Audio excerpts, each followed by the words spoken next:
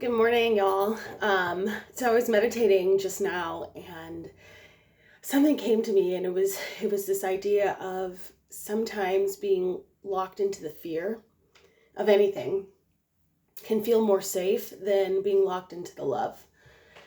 And I was thinking about my relationship history. I was thinking about the expansion of my career. I was thinking about my relationship with my family, how I fit into society, like all of these things where fear has been probably the conduit of my motivation or the driving force that keeps me kind of moving forward rather than the love. And why would that ever be more of a driving force than something as pure and as important as love? So much so that I fear the feeling of love because it doesn't feel as stable as the feeling of fear. What kind of society do we live in where that's normal? It actually makes me really sad to think that most of us live our lives with so much fear that feels more stable than the feeling of love. Love is so foreign to our systems that when we experience it, we immediately want to cower and constrict and self-sabotage because it is so out of the ordinary, so unfamiliar. So the biggest hurdle, I feel like, especially with you being, following me and watching these videos, is figuring out a way to make love feel more stable. A lot of times, especially for me, that means I have to connect to something that is all loving, and that is my God. Meditation, prayer, getting to know my scripture, understanding the people and events and opportunities that God has placed in my world that have filled me with love, my family who is very loving, all of these things that are kind of connected to source for me, right? And you finding that for you.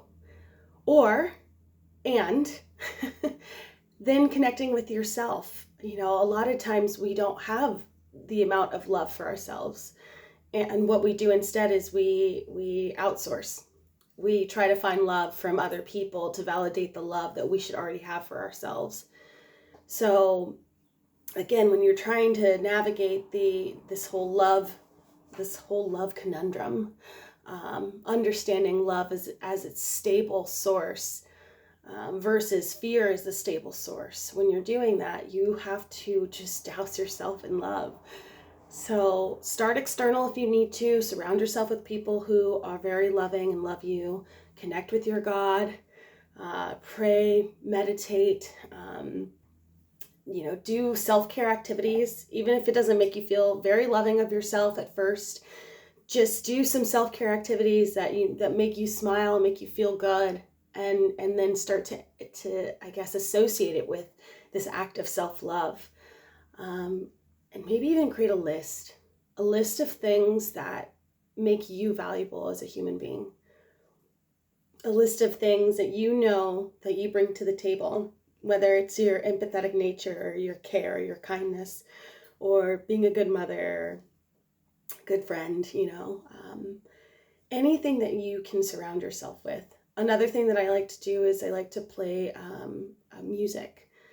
There are a lot of tones, they call them healing tones out there, that are aligned with the frequency of our DNA.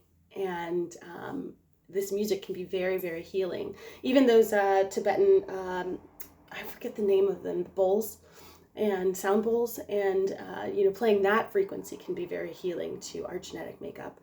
Whatever you do, you have to see where you are conditioning yourself to find fear more stable than love, and then do everything in your power to wipe that program, because love is all there is. It's all there is. And this whole fear construct is just the absence of love. So I hope that this resonates with you. It was something that it just fired up my heart in the middle of my meditation. I just had to share.